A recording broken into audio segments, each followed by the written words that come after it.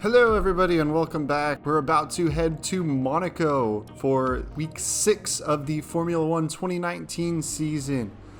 The historic Monaco circuit is the shortest track on the F1 schedule. Very tight corners, very close barriers, and of course the famous Lowe's hairpin right after you get past the casino. So we got message, one of our 3 developments failed. That's okay. We're going to have a dry race according to the weather forecast, and if you take a look at that development chart, we are getting ever closer to catching that bottom of the midfield. Now, we haven't scored any points yet this season. That's kind of our next big stepping stone. Our team goal for this current contract was a qualifying position of 16th or better, which we hit last week at Spain. So we're going to pop in and just kind of check out the full R&D chart. You can see we had kind of a rough go. We had a good qualifying, but we took some grid penalties, and we just kind of languished at the back during that race. But let's head out to qualifying.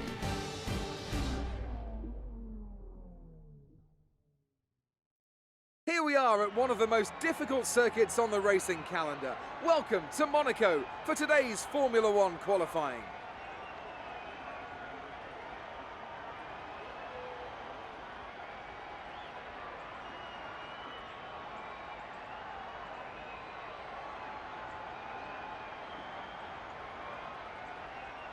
I was looking at some highlights of previous races here, and the one thing that really stood out to me was the run down to turn 1. It's not an easy one to navigate as everyone is scrapping to get into there first. We've seen in the past how tricky the first corner is. It's not an issue in practice and qualifying, but if you throw a lot of highly competitive drivers at it all at once, you've got an entirely different situation. The smarter drivers will be able to temper their approach and stay out of trouble, but it doesn't mean it's easy.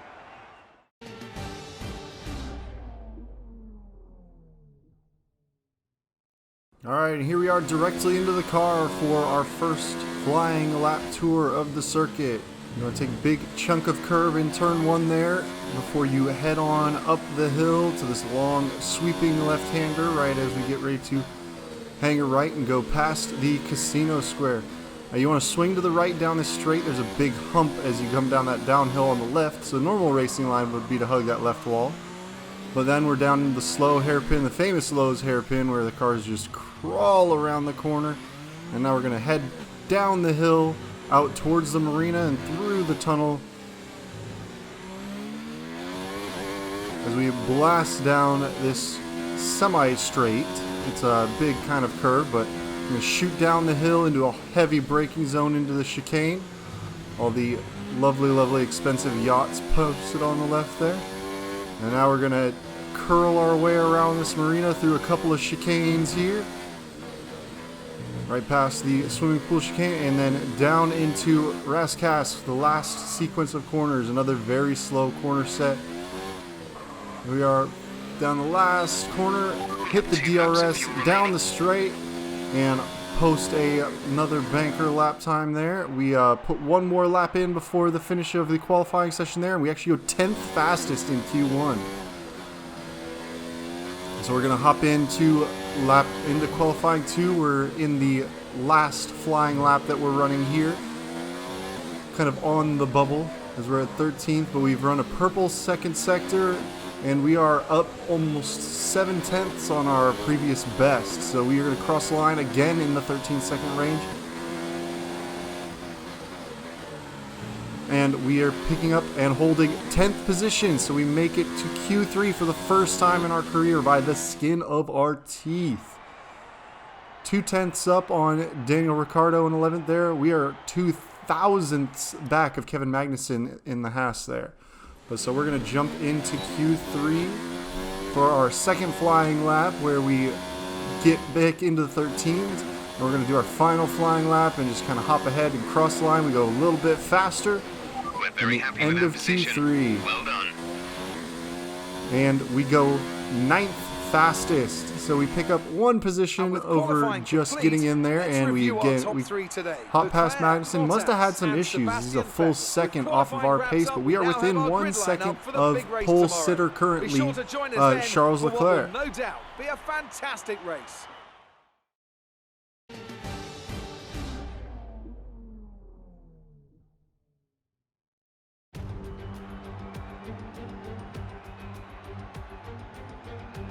A proper road race, and in the true meaning of the word.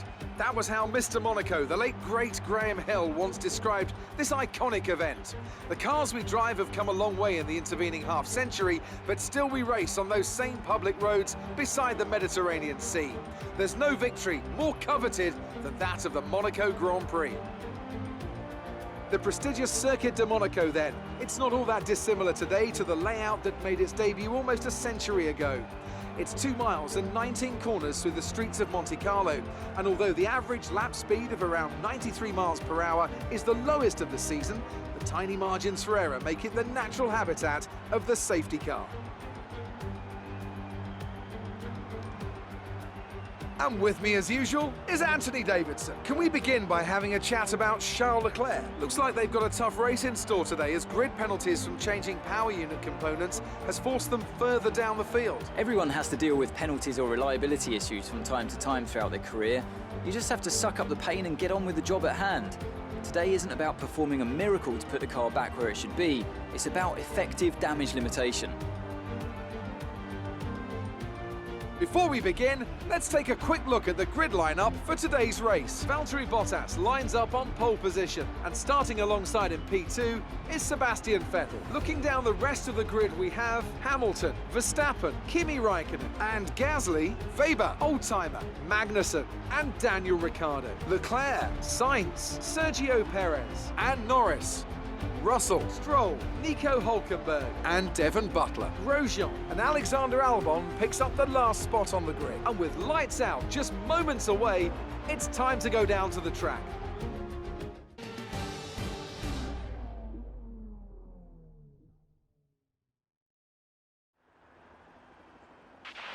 Okay, don't try anything silly into one. It's going to be crazy in there. Just do your best to stay out of trouble. Alright, so here we are on the grid in Monte Carlo. Thanks to Leclerc's grid penalty, we have picked up yet another position. We are now sitting in 8th on the grid. Now, Monaco is a very, very tough track to overtake on. So, even if we don't have the raw outright pace to hang out with the point scorers on the field, we have a good shot this week of having our best finish of the season, thanks to our ability to defend the race. Now, we're taking a peek at the strategy. We are going to be starting on some used soft tires, thanks to the fact that we actually qualified in Q2, so we are bound by that. We don't have quite the flexibility, but we are still able to do a one-stop, the soft onto the mediums. Now, it's going to be very critical when we make that pit stop, because that really is going to be where we gain or lose positions through that shakeout period. Let's get ready with 5 red lights, and away we go. So we're decent on the start there. We have Magnussen pulling just ahead of us, but we are going to hold around the outside of him. And for once, starting a race, we haven't lost any more positions, except for, the races we started in 20th on, but the AI's been so strong on the starts that usually we drop a couple positions anytime we've qualified anywhere above last place, but we finally managed to hold somebody off thanks to that short run in and a brave move around the outside. But there you see the train moving through the hairpin, creeping along at 30-some miles an hour. Definitely not a regular area you'd see F1 cars moving in, but we're going to step on the power and get down this straight as you see the field starting to finally stretch out a little bit. The bunching up is kind of alleviating, and we're going to settle in with Magnussen behind us, and it looks like there's a red dot of Leclerc has already picked up one position for the provisional pole sitter. So let's see if we are going to be able to hold him off if he's able to get through Magnussen. But Let's focus now. we are going to be doing a lot of mirror watching in this race, and as you can see, we crossed the line for the first time, starting on those scrub tires, already 25% worn just through that one race. And a quick peek at the engine components there, and you see some wear on the ICE. Coming into this race, we actually switched back to some of our more worn components, as Monaco is not a power circuit at all, and we really didn't need a super fresh ICE, the internal combustion engine especially, since it was on that kind of borderline sitting in the high 60s of wear. This was a good chance, I figured, to run it hard and just kind of burn it out, and that would be probably the last race that #1 engine finally runs, especially since we took the penalties last week and got a brand fresh new set of combustion components to run us through the end of the season.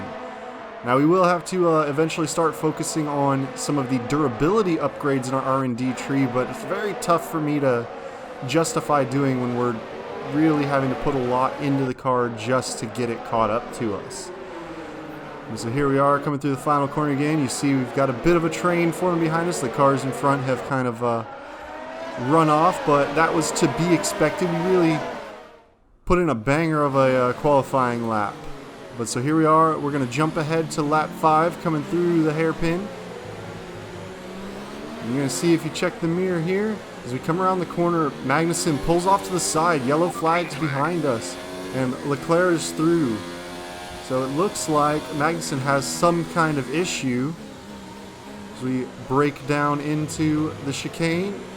And it looks like, yep, there it is. He's actually out of the session, so a total DNF from him.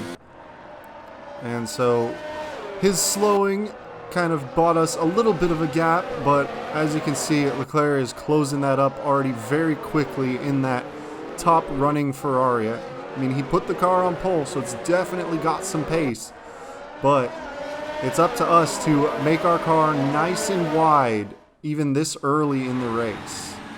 So we're going to jump another 5 laps ahead, lap 10, and you can see Leclerc still just absolutely filling up our mirrors. But we've gotten the message from our team. We are coming in this lap. The tires actually didn't wear as far as I thought they were going to, around 60% wear over that 10-lap stint. The projections that we had for before the race were that the tires were going to be around the 75-80% mark by the time we come in, but it looks like we managed to save them a little bit. But now it comes down to diving into the pits, and we're about to settle into a very important stage of the race for us and our hope of getting points. It's a decently long pit lane. You spend a fair bit of time in here, but luckily Williams has, even with a slow car, always had a pretty decent pit crew these last few seasons. So our pit crew throws us in 2 seconds flat. So that's a nice quick pit stop. Buys us about a quarter to a half second over a lot of teams. But we're out on the track in clear air. We got one lap to warm up the tires, and now we're really on to the hammer time lap here. We need to push as hard as we can until Leclerc pits and see if we can't undercut him and keep, well, not necessarily undercut because we were already ahead. So we just need to push as hard as we can to make sure that we come out ahead of him. If he gets by us, that's it. We have no chance of re-overtaking him. He just has so much more pure pace. But you see, we're just barely green in Sector 1. Leclerc is leading that train ahead of us. We kind of saw him flash as we were coming down on the mini-map. But we are pushing as hard as we can. The first lap out of the pits, we were a little slower just because the tires weren't warm yet. It was a tough lap to really get some serious pace on. But now that these mediums are warmed up, we can really push as hard as we can to try and make up. And we're closing up on the Sector 2 split here, so we'll see where we're at as we cross that line. We're up almost a half second now. When you look, Leclerc stopped in his pit lane there. He is just now pulling out and starting to move as we break down into the second to last corner of Rascasse and get ready to come down the main straight. It's going to be a tight one, so we're going to push and step on the power as hard as we can. There he is coming out of the pits. He gets to take the little bit shorter line through the corner, but we managed to just nudge ahead of him and hold our position off.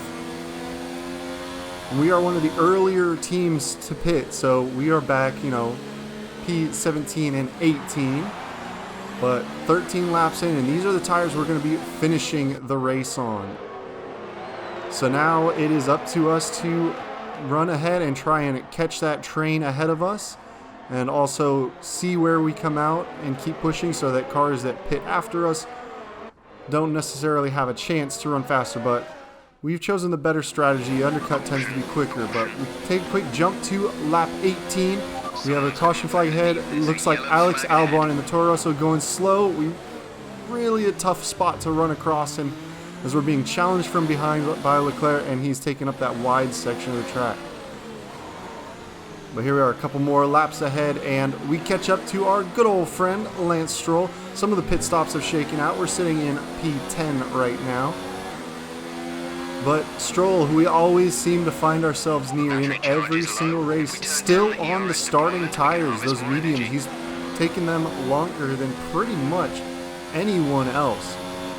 Now it's going to be tough for us to get by him. He's got still decent pace late on those tires in their life, and we'd like to get by him as soon as we can, but I don't want to push it too hard because he still has to make that pit stop, and there's a good chance that if I try to open the door in order to get by him, it leaves a chance, if I don't make that move stick, that Leclerc will take up the main racing line and not allow me to slot back in, and I'll end up losing that position to him. So we are going to settle in, look for opportunities where we can. The chicane is one of the good opportunities. Rascasse is a daring opportunity late in the lap, and obviously into turn one down the start-finish DRS zone is probably the best overtaking opportunity. But we're coming through these laps looking both forward and behind, and we are going to see when Stroll finally decides to dive into the pits. So here we are through Rascasse again. Is he going to do it? No. Nope, stays out again. All right, another lap. You can see another car is caught up to the train of Leclerc and I. And Stroll again stays out.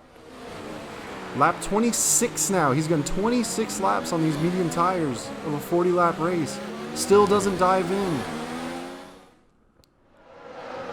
Lap 27. And Leclerc has just been hounding me, and he still is not in. Lap 28, and he finally dives in. He really ran those tires a very, very long time, and that just kind of confirms my suspicions from the last couple of races that there's something that Racing Point has phenomenal tire wear characteristics. It always seems to be very fast towards the tail ends of stints, and here you see it. It ran almost 3/4 of this race on the first medium set of tires. We came in off the softs in about 10 laps. We can run the mediums. Well, we're going to be running these ones pretty deep on 29 laps, but man, he ran those a very, very long time, and you can see the train that has formed up. We've now got a couple McLarens involved in this train as well. And here we are, we're going to jump ahead. Lap 30, coming down the tunnel. Leclerc is going to try and challenge us, and we tried and leave him some room, but we really have to try and make that chicane, and he wasn't fully alongside. We don't have to leave him the room, and he didn't back out soon enough, and he actually clipped the wall and took a little bit of wing damage there. You saw a little bit of an end plate pop off, but he had to fall back from us, and we had some pretty clean running for the next couple laps. So here we are, lap 35. We have a little mistake coming through the casino section, and that allows him to close right back up on us. The tires are really starting to feel a little skittish, especially coming out of these slow acceleration zones.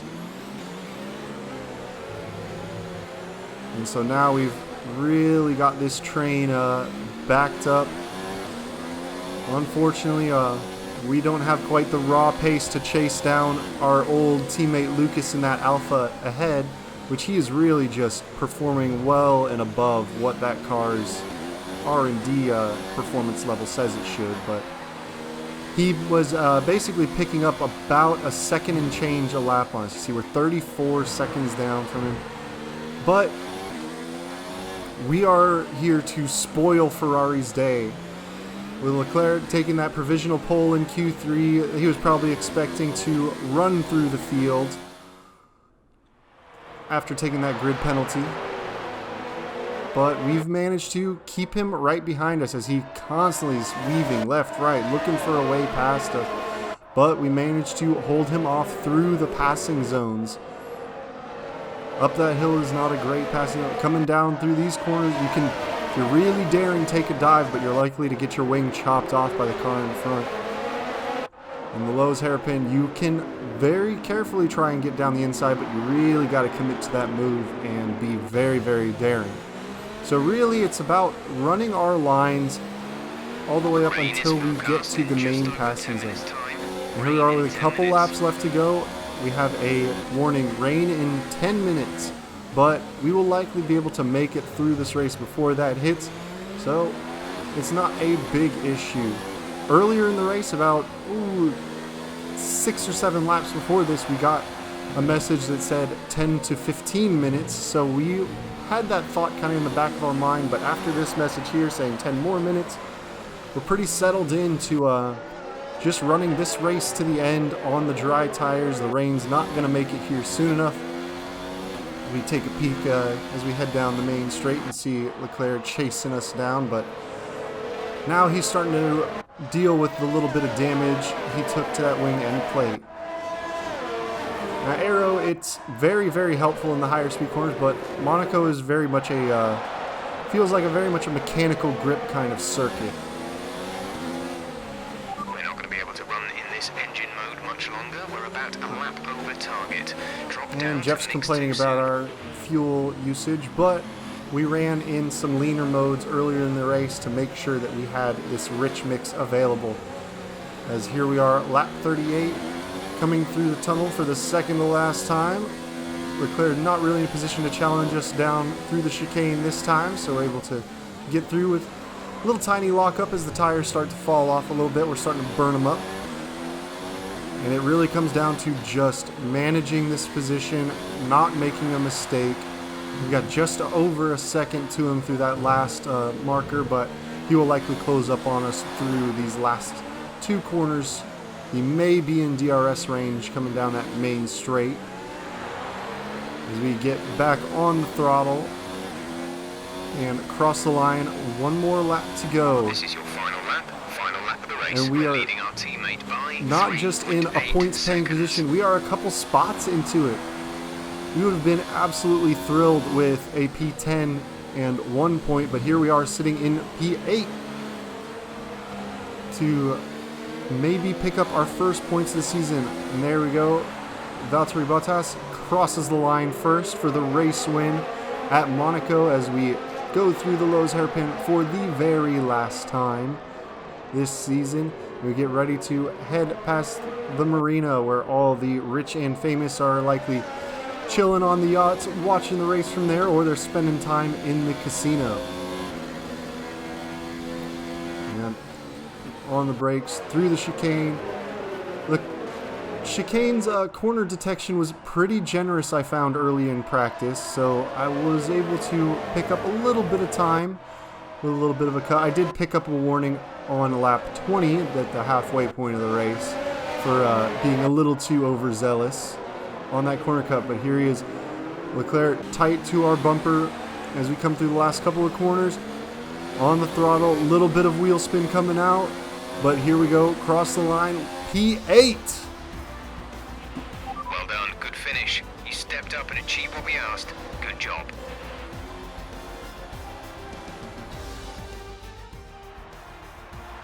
The Mercedes team pulled out a fantastic performance today. They should be proud. Anthony Davidson, what helped them deliver this result, do you think? Well, they certainly stood out as a driver with tons of confidence on the track. I think their ability to keep their cool, even during some of the more hectic parts of the race, meant they were able to capitalise on the mistakes of other drivers, giving them the opportunity to make their way to the top spot with ease. So after a magnificent race, we can now see the drivers making their way to the podium. Once again, it's the Silver Arrows who take top spot, a well-earned victory for Mercedes.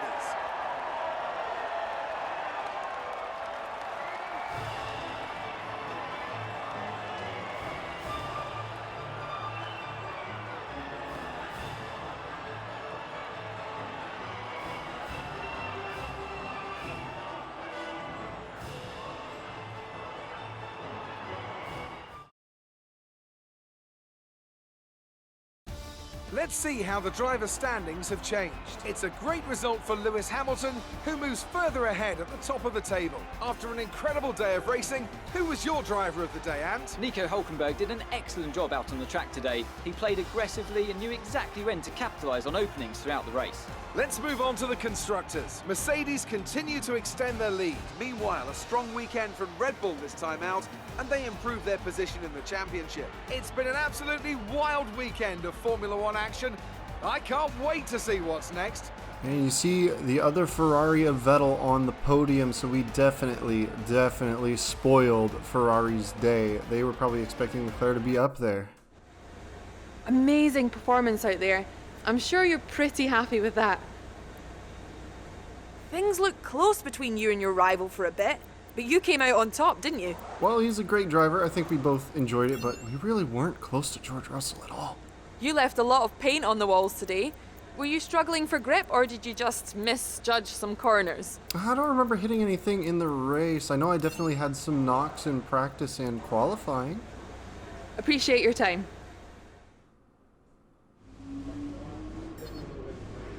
Alright, so here we are back in the garage. Sad day for Albon. Gives us a huge opportunity to jump past him as he started back of the grid and then also DNF'd. And so here we are picking up our resource points for our performance today, which is fantastic. And we are also going to cash in on that team goal that we accomplished both last week and this week. Unfortunately, we only get one payout for it. It would be nice if we got it for both times, but we completed that 16th position quali last week in Spain, but we improved on it once more here in Monaco with that 9th place. But again, Monaco is more of a technical track, and just kind of getting a quick lap work. That's exactly the kind of result really I'm pays looking for. dividends because of your Looks starting like one position. of your rivals is also going to an upcoming historical event. If you choose to take him on, it might help get your name out there a bit. Oh, look, both rivals are going to the event. All right, what's Carl got to say? Good work on hitting your time. Got to say there's more in the car. I'm expected to finish like 15th. I finished 8th. Oh, we're going to keep pushing forward. That's all we're trying to do, but let's jump in now that we got all these sweet points to spend and head into the R&D chart. So obviously we're going to repurchase this failed development to make sure that we get that one on the board there. And we're going to take a peek and see. We have the opportunity for our first majors out in our chassis development. Engine cover weight reduction. It's almost 1,000 points. We're going to take a peek. What's the other one? Weight redistribution front. It's a good jump available in the potential R&D on there. And then we've got the energy store positioning. You know, since we've been having the failures, until I really feel comfortable about stuff getting out, I don't want to put a multi-week R&D into something that might fail. So we're going to continue with minors just to keep making our incremental upgrades, but there we are. We're also going to purchase a front wing downforce upgrade, and we've got 550 points left, so we are going to put a little more boost into the engine, and that'll have a good chunk. We've got basically, what is that, 1, 2, 3, we've got four developments in progress right now, all supposed to arrive here for Canada, so we'll see what kind of ground we can make up on the rest of the field. But that gap is getting tighter and tighter as we're just making incremental gains every single week here. As you can see now, that internal combustion engine is having a bit of a rough go. I may use it and fit it for practices just to save some of our other engines when I'm not running practice programs. But that will likely be the last race that ICE runs unless we run into serious trouble later in the season. But there it is. Our best finish now comes at Monaco. Our first points paying position. P8 after our best qualifying of P9, where we picked up that extra position thanks to the grid penalty from Leclerc. And so we went neither up nor down. I wasn't expecting to move up in that race, obviously. We definitely threw in a pretty solid lap in Q3 there. And it really came down to just a lot of defending. There was luckily it's a very tough track to overtake on, but we had to spend quite a bit of that race looking in my rearview mirror, making sure that that quick Ferrari did not get by me. But we managed to pull it off and come home with some points for the first time. So, well, join me once again as we make our first trip out to North America to head out for the Canadian GP in Montreal. See you guys.